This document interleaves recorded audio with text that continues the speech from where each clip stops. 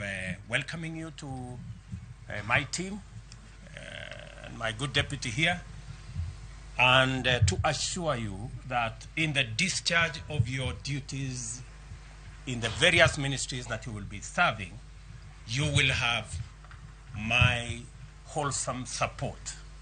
You will have my support because you have no option other than to succeed. Failure is not an option, good people. We have a country to look after. We have a plan to implement. And we have the people of Kenya watching us. So you will have my unqualified support so that you can succeed, because in your success is the success of our administration and the success of our country. So from day one, I want to promise you my support. And the second item I want to say is I have listened to you very carefully as you took your oaths of office. And there are three fundamental things that you have sworn to.